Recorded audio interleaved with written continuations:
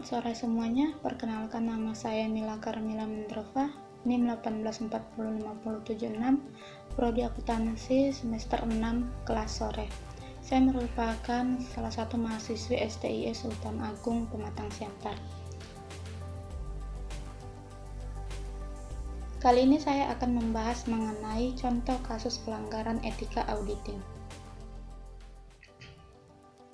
Etika auditing adalah suatu sikap dan perilaku mentaati ketentuan dan norma kehidupan yang berlaku dalam suatu proses yang sistematis untuk memperoleh dan menilai bukti-bukti secara objektif yang berkaitan dengan asersi-asersi tentang tindakan-tindakan dan kejadian-kejadian ekonomi.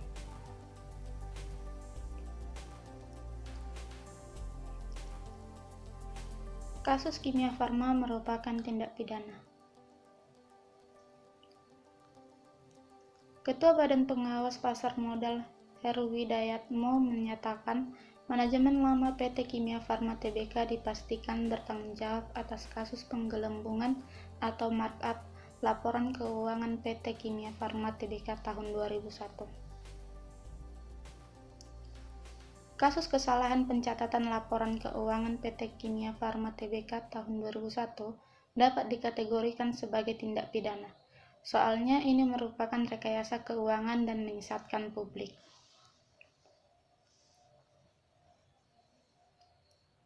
Pada audit per 31 Desember 2001, dipublikasikan laba bersih perseroan sebesar 132 miliar rupiah.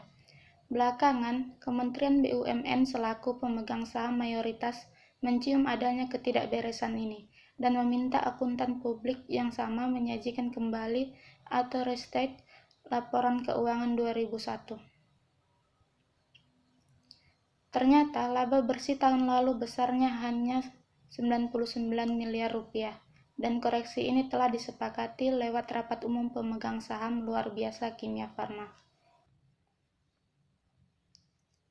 Kantor Akuntan Publik Hans Tuanakota dan Mustafa atau HTM diduga terlibat dalam aksi penggelembungan tersebut. Memang belakangan Kimia Farma dan HTM mengoreksi laporan keuangan tersebut. Sebuah alasan yang melanggar akal sehat masyarakat. Saat ini, Bapepam masih mencari bukti lanjutan kasus tersebut.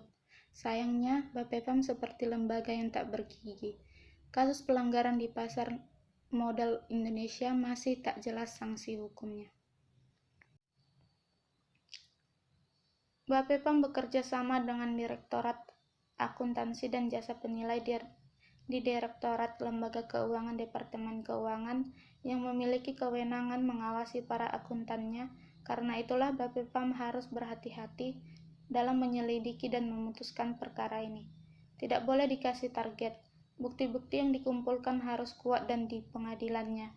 Sejauh ini masih dilihat dulu apakah masalah ini hanya dikenai sanksi administrasi saja atau perlu dibawa hingga ke tingkat pengadilan.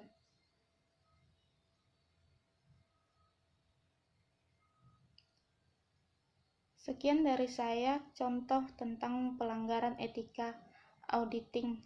Kurang lebih saya ucapkan sekian dan terima kasih.